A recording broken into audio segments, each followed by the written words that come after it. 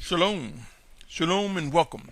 This is Yasharal, Living Orders and Commands, an end-time series to those who seek to do the will of the Almighty Father.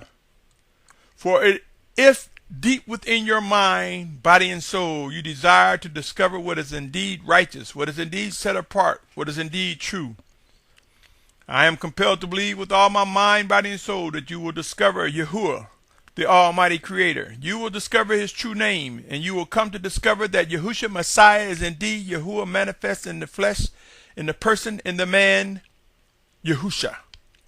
And that no man can come to the Father except by acknowledging His plan, except by embracing Yahushua Messiah, embracing Him manifest in the flesh, in the person as Yahushua. With that said, my brothers and sisters, I consider you my family. This segment of Yasharal's Living Order and Command is entitled Jet Streams, Sea Currents, Four Corners. Jet Streams, Sea Currents, Four Corners. Many of us, no doubt, are aware of prophecy that foretells of famine, pestilence, and disease. Many of us by now are clearly aware of scriptures speaking of drought. But not many of us have given thought as to how drought will come to be. Some may say clearly in global warming and climate change, we see erratic weather patterns. Some may have even discovered how rising CO2 levels and methane gas within our atmosphere has contributed to global warming. Many of us will not argue that in man's greed and neglect for the planet, we are the results of our own demise from a natural and practical and a wicked perspective, if we look at it in general. But there are those of us who have been delivered by Yahushua Messiah, who have come to discern the mistakes and the errors of our ways as we are refined, as we are brought into understanding of true set apartness. My brothers and sisters, I hope to, in this segment, present how it would be important to be mindful of jet streams, sea currents, and the drawing time of gathering Yasharal from the four corners of the earth. While we look forward to our final exodus and being directed to the promised land, a specific place where we will remain until the physical return of Yahushua Messiah, there are specific things that will come to take shape. While I was praying the other day, during my prayer, it was as though the Spirit of Yahushua informed me that the conditions of our final exodus are being shaped. It was as though the Spirit of Yahushua was making known, although global warming and climate change are proven to be contributors of erratic weather patterns, that He is shaping the jet streams and the sea currents in preparation for our gathering from the four corners of the earth. It will be something phenomenal and most efficient and less time consuming than one would expect, crossing the oceans as we find ourselves being shaped, prepared, and journeying to that promised land. I am compelled to believe it was the Spirit of Yahushua that informed me that the children of obedience who will fulfill the final exodus, as well as those who will face martyrdom, will have a different perspective on what's unfolding regarding end times. We will look at it as a time of refinement, a time of being tried and tested, a time of being purified. I am compelled to believe the Spirit of Yahushua will shape our minds and hearts to receive what must and will come to be as described in scriptures and more in the coming days.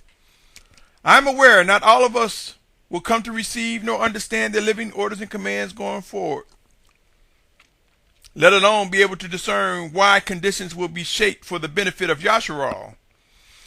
Believe it or not, my brothers and sisters, jet streams and sea currents will prove to be instruments of wrath as well as instruments of travel. It will be instruments of travel for those who are among the obedient, those who will be among the gathered from the four corners of the earth. Who has given thought as to what methods will be used to gather Yasharal from the four corners of the earth. Who is able to discern that container ships, yes, container ships, and if you are unaware of what that means, I suggest that you Google what a container ship resembles. Container ships are able to carry far more people than cruise ships or airplanes. Container ships, which cross the Atlantic Oceans and the Pacific Oceans on a regular and more frequent basis than one can imagine. It is container ships. I believe the Spirit of Yahushua has showed me that there will be containers fitted for carrying Yasharal from the four corners of the earth in mass numbers. Yes, mass numbers that will make up a great multitude, but yet it will indeed be a remnant. Believe it or not, my brothers and sisters, there are shipping lanes across the ocean that are used daily to transport products from across the globe. And each of these container ships face the functions of sea currents. Who has given thought how jet streams affect air travel? Are you aware that just as there are sea currents, there's air travel? And my brothers and sisters, if you look at global warming and climate change, if you research, you will begin to see that these things also can be contributing factors to us being gathered from the four corners of the earth and will affect our travel. Jet streams and sea currents will prove to be contributing factors as we find ourselves facing need for water, fresh water. We will come to realize, my brothers and sisters, during times of low pressure, rain comes. During times of high pressure, there are no rain. There isn't any rain from the clouds. We will come to discover that the jet stream can direct the paths of the clouds and where it would rain and where it will not rain. Pray and watch, my brothers and sisters. Jet streams and sea currents will prove to be contributing factors. They will prove to be among worthy things that we must consider to contribute towards the signs of the times. Allow me to present the following to you, O Yasharal. Proverbs 30, verse 4 reads, "Who has gone up to the heavens and come down? Who has gathered the wind in his fists? Who has bound the waters in a garment? Who established all the ends of the earth? What is his name? And what is his son's name, if you know it?" Ecclesiastes 11:5 said, "As you do not know what is the way of the wind, or how the bones grow in the womb of her who is with child, so do you not know the works of the Almighty One who makes all." Jeremiah 10:13 reads, "When he makes his voice heard, there is a roaring of waters in the heavens, and he makes vapors rise from the ends of the earth. The lightnings for rain he has made, and brings wind from his treasures." That was Jeremiah 10:13. Ezekiel 13:13 reads as follows, "Therefore thus saith the Master Yahuwah, I shall break down with a stormy wind in my wrath, and a flooding rain in my displeasure, and great hailstones in my wrath to consume." Amos 4:13 reads as follows, "For look, he who forms mountains and creates the wind, and who declares to man what his thought is, and makes the morning darkness, and who treads the high places of the earth. Yahuwah, the Almighty One of hosts, is his name." Matthew 14:32, a time when the Mashiach demonstrated control of the wind. It reads as follows, "And when they came into the boat, the wind ceased." Acts 2nd chapter, 2nd verse, "And suddenly there came a sound from the heaven as of a rushing mighty wind, and it filled all the house where they were sitting." That was Acts 2:2. Revelation 7:1, "And after this I saw four messengers standing at the four corners of the earth, holding the four winds of the earth, that the wind should not blow on the earth, nor the sea, nor on any tree." My brothers and sisters, pray. For in these passages we will come to discern how the Most High indeed controls the wind, the seas. How true Yasharal will be gathered from the four corners of the earth.